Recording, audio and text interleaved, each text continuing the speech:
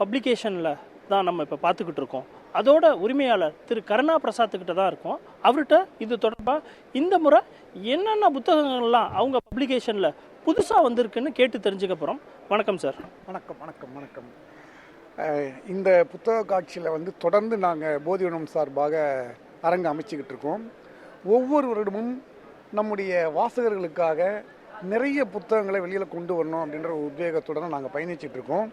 இந்த முறை ரொம்ப முக்கியமாக வந்து நம்முடைய ஓய்வு பெற்ற நீதி அரசர் சந்துரு அவருடைய நாங்குநேரி நெவர் எவர், அதாவது தமிழகத்தையே ரொம்ப உலுக்கிய ஒரு சம்பவம். நாங்குநேரியில் ஒரு பள்ளி மாணவர்களிடையே ஒரு சாதிய மோதல், சாதி அடிப்படையிலான மோதல் நிகழ்ந்தது. அதை ஒட்டி தமிழக அரசு வந்து ஒரு நபர் ஆணையத்தை அமைச்சது. அந்த ஆணையத்தின் மூலமாக அவர் சந்துரு அரசாங்கத்துக்கு அளித்த அறிக்கை, முழு அறிக்கை இது நாங்கள் வந்து புத்தகமாக போட்டிருக்கோம். Nanguneri never ever. அதே போல் இது வந்து சிறை அப்படின்னு ஒரு புத்தகம். இன்னைக்கு வந்து சிறைங்கிற ஒரு திரைப்படமும் ரொம்ப பிரபலமாக ஓடிக்கிட்டு இருக்கு பார்த்தீங்களா, அது ஒரு அனுபவம். இந்த புத்தகம் வேற ஒரு அனுபவம். இதை வந்து தெலுங்கில் வந்து அனுராதா அப்படின்னு ஒரு அம்மா எழுதியிருக்காங்க. அதனுடைய தமிழ் வடிவம் நாம் வெளியில் கொண்டு வந்திருக்கோம். இதை மொழிபெயர்த்தவர் வந்து மரிய ரீகன் அப்படின்னு. இது முற்றிலும் ஒரு வித்தியாசமான அனுபவம். நாம் இங்கே வெளியில் இருக்கிறவங்க பார்க்குற சிறை வேறு, சிறைக்குள்ளே போனவங்க பார்க்குற அனுபவமே வேற இல்லை. அதன் அடிப்படையில் அதுவும் குறிப்பாக சிறை என்பது ஆண்களுக்கான சிறை வேறு, பெண்களுக்கான சிறை வேறு. இதில் வந்து பெண்களுக்கான சிறையில் ஒரு பெண் இருந்து அவங்க அங்கே இருக்கிற பெண்கள் வந்து அறியாமையினால எப்படி அவங்க கைதிகளாக மாறினாங்க, அவங்க படுகின்ற வேதனைகள் என்ன. அதே போல் பெண் சிறை கைதியாக இருக்கிறவங்களுக்கு வந்து குழந்தைகள் இருந்தால் அந்த குழந்தைகள் வந்து குறைந்தபட்சம் 5 வயது வரைக்கும் அவங்க கூட இருக்கலாம், அந்த தாயோடு இருக்க முடியும். அப்போது செய்யாத தவறுகளுக்காக அந்த குழந்தைகள் ஏன் சிறையில் இருக்காங்கன்றது இருக்குது பார்த்தீங்களா, அந்த அனுபவம்.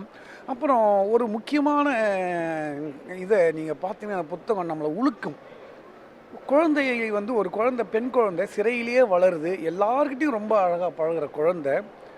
அதுக்கு வந்து ஒரு நாளைக்கு இந்த குழந்தைகள் எல்லாம் வெளியில் கூட்டிகிட்டு போகிறாங்க. கூட்டிகிட்டு போனப்போ அந்த குழந்தை வந்து மாலை ஆகும்போது வானத்தில் நிலாவை பார்க்குது. அங்கே இருக்கிற குழந்தைங்கள்லாம் வானத்தை பார்த்து நிலான்னு சொல்கிறாங்க. இந்த குழந்தை கன்ஃபியூஸ் ஆகுது, இல்லை நிலா அங்கே இல்லையே அப்படின்னு. என்னன்னு கேட்டால் அவங்களுக்கு அதிகபட்சம் தொலைக்காட்சியில் தெரிகிற நிலா மட்டும்தான் தெரியும் இந்த குழந்தைக்கு. அப்போ நிலா எங்கே இருக்குன்னா இந்த தொலைக்காட்சியில் இருக்கிற நிலாவை தான் சொல்லுது. இப்படி வித்தியாசமான அனுபவங்கள்லாம் இவங்க வந்து அங்கே பகிர்ந்துக்கிருக்காங்க இந்த புத்தகத்தில். அதனால் இது ரொம்ப முக்கியமான புத்தகமாக இருக்கும். சார், வேறு என்னென்ன ஜேர்னல்லாம் உங்கள் இதில் பப்ளிகேஷனில் பதிப்பகத்தில் இது பண்ணியிருக்கீங்க? என்னென்ன ஜேர்னலில் உங்கள் இதில் புக்ஸ் இருக்குது? நாம் வந்து மொழிபெயர்ப்பும் கொண்டு வரோம். அதே போல் பார்த்திங்கன்னா அரசியல் பற்றிய நிறைய புத்தகங்கள், கவிதை, இலக்கியம் எடுத்திங்கன்னா கவிதையும், சிறுகதைகள், நாவல்கள், மொழிபெயர்ப்பு, ஆய்வு கட்டுரைகள், இப்படி நிறைய பரந்துபட்ட இதில் தான் நம்ம ஜேர்னலில் கொண்டு வரோம். அப்படி பார்த்திங்கன்னா இது வந்து ஒரு ஸ்பானிய நாவல், ரொம்ப முக்கியமான நாவல். மார்த்தா திராபான்னு எழுதினவங்க ஸ்பானிஷ் மொழியில். அதை வந்து தமிழின் மிக முக்கியமான மொழிபெயர்ப்பாளர் எழுத்தாளர் அமரந்தா வந்து மொழிபெயர்த்திருக்காங்க. இது ஏற்கனவே வெளியிடப்பட்டிருந்தாலும் இப்போது அச்சில் இல்லாததுனால இதை வந்து நாம் கொண்டு வந்திருக்கோம். லத்தீன் அமெரிக்க நாவல்னு வரும்போதே எல்லாருமே வந்து என்ன பண்ணுவாங்கன்னா மேஜிக்கல் ரியலிசம் அப்படின்னு முன்னெடுப்பாங்க. இது வந்து வேறு மாதிரி ஒரு அனுபவத்தை தர்ற ஒரு நாவல். இது வந்து காணாமல் ஆக்கப்பட்டவர்களை பற்றின ஒரு 2 பெண்கள் வந்து உட்கார்ந்து பேசுகிற மாதிரி இந்த நாவலை அவங்க வடிவமைச்சிருப்பாங்க. ரொம்ப உலகம் முழுக்க இது வந்து பறந்துபட்டவர்களால் வரவேற்கப்பட்ட நாவலை வந்து நம்ம தமிழில் கொண்டு வந்திருக்கோம். அதே போல் பார்த்திங்கன்னா இது வந்து ஒரு கவிதை தொகுப்பு, குறுக்கத்தி அப்படின்னு. தமிழில் வந்து ஒரு மிகப்பெரிய மருத்துவர். அவர் வந்து தமிழ் இலக்கிய உலகத்தில் வந்து பெரிய அளவு கவனம் பெறாவிட்டாலுமே கூட தொழுநோயாளிகளுக்காகவே வந்து தன்னுடைய வாழ்க்கையை அர்ப்பணித்த ஒரு அற்புதமான மருத்துவர், சார்வாகன் அப்படின்னு பேர். அவருடைய இயற்பெயர் வந்து ஹரி சீனிவாசன். அந்த ஹரி சீனிவாசன் கவிதைகள் அப்படின்னு இது வரைக்கும் வெளியில் வரல. அவர் நிறைய பத்திரிகைகள்லாம் எழுதினார். புது கவிதைன்ற பேரில் எழுதினது. அவர் வந்து ஒரு எக்ஸ்ட்ரீமான ஒரு தன்மையில் அவருடைய கவிதை நடை இருக்கும் எல்லாமே. அதுவும் குறிப்பாக அந்த சார்வாகனை பற்றி நம்ம பேசணும்னா இன்றைக்கி உலகம் முழுக்க தொழுநோயாளிகள் இருக்காங்கல்ல, அவங்களுக்கு வந்து இவர் வைத்தியம் பார்த்துருக்க மருத்துவம், இவருடைய மருத்துவத்தின் மூலமாக குணப்படுத்தியிருக்காங்க. ஆனால் அவங்க விரல்கள் மடிஞ்சே இருந்திருக்கே அப்படின்னு கேட்டிருக்காங்க அவருடைய சக மருத்துவர். அதை உங்களால் நிமித்த முடியுமான்னு கேட்டபோது கண்டிப்பாக நான் நிமித்தி காட்டுறேன்னு அந்த மடிந்த விரல்கள் நிமித்தி காட்டி சாதனை புரிந்தவர். அவருடைய பெயராலேயே தான் இன்றைக்கி உலகம் முழுக்க அந்த மருத்துவ நடைமுறை, அந்த அறுவை சிகிச்சை நடைபெறுகிறது.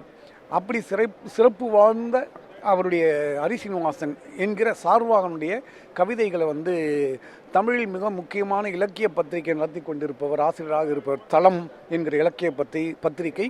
அதனுடைய ஆசிரியர் பாரவி என்பவர் வந்து பதிப்பாசிரியர் அதை கொண்டு வந்திருக்கோம். இது ரொம்ப முக்கியமாக இந்த வருடத்துக்கான புது வரவு இது. சார், இப்போ இந்த ஆண்டில் எந்த புத்தகம் ரொம்ப அதிகமாக உங்கள் பப்ளிகேஷனில் விற்றுக்கிட்டு இருக்காங்க? மக்கள் எதை விரும்பி வாங்குறாங்க? நாவல், சிறுகதை தொகுப்பு. இப்போ உதாரணத்துக்கு பார்த்தீங்கன்னா இவங்க சூடாமணியினுடைய சிறுகதை தொகுப்பு, அதுவும் சூடாமணி தமிழில் ரொம்ப முக்கியமான பெண் எழுத்தாளுமை.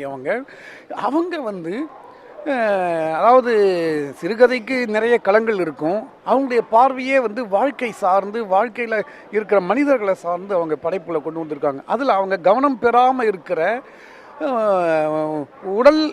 உடல் மூலமாக இயலாமையில் இருக்கிறவங்க, மனதின் அளவில் இயலாமையில் இருக்கிறவங்கள, இவங்களை பற்றிய சில கதைகளை வந்து அவங்க எழுதியிருப்பாங்க.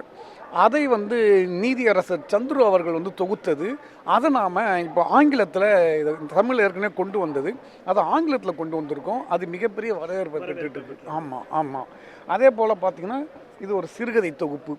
இந்த சிறுகதை தொகுப்பு வந்து குதிரை வாகனம் அப்படின்னு பால்ய காலத்தில் நிகழ்ந்த சில விஷயங்கள்லாம் வச்சுக்கிட்டு, அப்புறம் சமூகத்தில் இருக்கிற போலித்தனங்கள், இதையெல்லாம் அடிப்படையாக வச்சு எழுதப்பட்ட சிறுகதை தொகுப்பு இது. இதுவும் ரொம்ப நல்லா போயிட்டுருக்கு. அப்புறம் இது வந்து தமிழில் வந்து இன்னொரு மிக முக்கியமான கவிஞர் ரவி சுப்பிரமணியம். அவருடைய ரொம்ப லேட்டஸ்ட் அவர் கடைசியாக தொகுத்த இது இப்போது இந்த வருடத்துக்காகவே அது வந்து அருகிருக்கும் தனியன் அப்படின்ற கவிதை தொகுப்பு. இதுவும் வந்து பரவலாக கவனத்துக்கு போயிட்டு, கவிதையாகவே இப்போது ஆய்வு மாணவர்கள் நிறைய வர்றாங்க. அவங்களுக்கு வந்து கவிதையை பற்றி ஆய்வு செய்கிறவங்கெல்லாம் வந்து ரவி சுப்பிரமணிய கவிதையை வந்து தவிர்க்கிறது கிடையாது. அதுவும் நிறைய கேட்கப்படுது நமக்கு. அதே போல் பார்த்திங்கன்னா இவர் வந்து பேராசிரியர் சே ரவீந்திரன். தமிழில் வந்து மிக முக்கியமான நாடக ஆளுமை. தமிழில் வந்து நவீன நாடகத்திற்குன்னு வந்து ஒளியமைப்பை வந்து ஒரு முறையான ஒளியமைப்பு நாடகத்துக்கு எப்படிலாம் செய்ய முடியுன்றதை பற்றி தமிழில் ஒரு அறிவு ஊட்டின ஒரு ஆசானவர். இது வந்து அவருடைய சிலப்பதிகார உரையாசிரியர்களை பற்றி ஒரு ஆய்வு அவர் மேற்கொண்டது. அதை பற்றின ஒரு புத்தகத்தை நாம் ஆங்கிலத்தில் கொண்டு வந்திருக்கோம். இதுவும் வந்து ஆய்வு மாணவர்களுக்கு, ஆய்வாளர்களுக்கெல்லாம் ஒரு மிகப்பெரிய திறப்பாக இந்த புத்தகம் அமைஞ்சிருக்கு. நல்ல இதுவுமே. அதே போல் பார்த்திங்கன்னா இது ஒரு கவிதை தொகுப்பு, ஊழ்.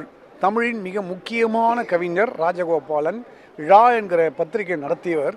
அவருடைய கவிதை தொகுப்பு தேர்ந்தெடுத்த கவிதைகள் தான். ஏன்னா மொத்தமாக கவிதைகளை போட்டாலும் அழற்சி இருக்கும் மக்களுக்கு, வாங்குறவங்களுக்கு.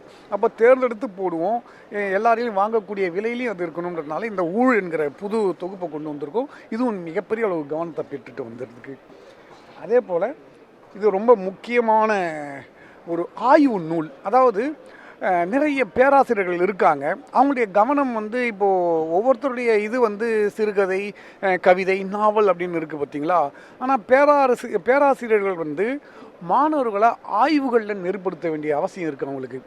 அதன் அடிப்படையில் பேராசிரியர் ஞானகுரு புதுவையில் வந்து தாகூர் கலைக்கல்லூரியில் பேராசிரியராக இருக்கார் தமிழ் துறையில்.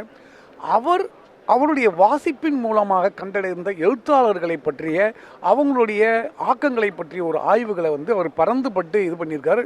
அதுவும் அவர் வந்து பார்வைத்திறன் அற்றவர். அந்த பார்வைத்திறன் அற்றவர் வந்து தன்னுடைய ஆய்வை என்னவா நிறுவுறாரு பார்த்தீங்கன்னா, குரல்களின் ஊடாக மனிதர்களையும் உலகையும் வாசிப்பவனின் சில உரையாடல்களும் மதிப்பீடுகளும் அப்படின்னு கொண்டு வந்திருக்கு. இது எல்லாமே வந்து ரொம்ப நுட்பமான சில ஆய்வு நெறிமுறையை அவருக்கு இங்கே கையாளுறாரு. அப்புறம் ஒவ்வொரு எழுத்தாளரை பற்றியும் வந்து மறைமுகமாக பூடகமாலாம் இது பண்ணாமல் அப்படியே போட்டு உடைச்சிடுறாரு. அவங்களுடைய வர்க்க தைரியமாக அந்த இது இருக்குது பார்த்தீங்களா. ஏன்னா நீங்கள் ஆய்வு செய்யும்போது முகஸ்துதியெல்லாம் வச்சுட்டுலாம் பண்ணால் சரிப்படாது. இவர் வந்து டேரிங்காகவே போட்டு உடைக்கிறார், இவர்கிட்ட இந்த மாதிரி தன்மை இருக்குது அப்படின்னு. இது வந்து ஆய்வு மாணவர்களுக்கு பெரிதும் பயன்படும், அந்த மாதிரி அம்சம் கொண்டது.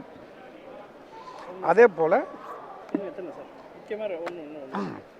இது வந்து ஒரு பெண் ஆளுமை, அவங்களுடைய ஆங்கில கவிதை தொகுப்பு இது. வழக்கமாக வந்து வீட்டில் பெண்கள் வந்து ஹவுஸ் ஒய்ஃப்னு நம்ம சொல்லுவோம் பார்த்தீங்களா, அவங்களுக்கான உணர்வுகள்லாம் என்ன, அதை பற்றி அவங்க வாழ்க்கையில் அடைய நினைத்ததெல்லாம் அடைய முடிஞ்சுதா, ஏன் முடியல, எதனால் முடியல, இது எல்லாத்தையுமே அடிப்படையாக வைத்து, ஏன்னா ஆண்களாலே கட்டப்பட்ட உலகத்தில் பெண்களுடைய இடம் என்னங்கிற ஒரு கேள்வி இருக்குது பார்த்தீங்களா, அதை எல்லாத்தையும் திறக்கிற மாதிரி இவங்க ஆங்கிலத்தில் பதிவு பண்ணியிருக்காங்க. இந்த மாதிரி வெரைட்டி ஆஃப் புக்ஸ் நாம் கொண்டு வந்திருக்கோம். அந்த வகையில் நாங்கள் ஒரு 15 தலைப்புகளில் வேறு வேறு ஜானரில் வந்து இந்த புத்தக காட்சிக்காக கொண்டு வந்திருக்கோம். கண்டிப்பாக அது நல்ல வரவேற்பையும் பெற்றுக்கிட்டு இருக்கு. பல முக்கியமான தகவல்களை எங்களோட பகிர்ந்துக்கிட்டீங்க. போதிவனம் அந்த பப்ளிகேஷன் 263 64ன்ற நம்பரில் இருக்குது. நீங்கள் இந்த பப்ளிகேஷனில் கலை இலக்கியம், நாடகம், மொழிபெயர்ப்பு, அரசியல் ரீதியான புத்தகங்கள், நடப்பு புத்தகங்கள், நடப்பை தெரிஞ்சுக்க புத்தகம் போன்ற பல தலைப்புகளில் பல ஜேர்னலில் புத்தகங்கள் அவங்க கொடுக்குறாங்க. பல புதிய எழுத்தாளர்களை அறிமுகப்படுத்துகிறாங்க. நீங்கள் இதை வந்து பார்த்து தெரிஞ்சுக்கணும்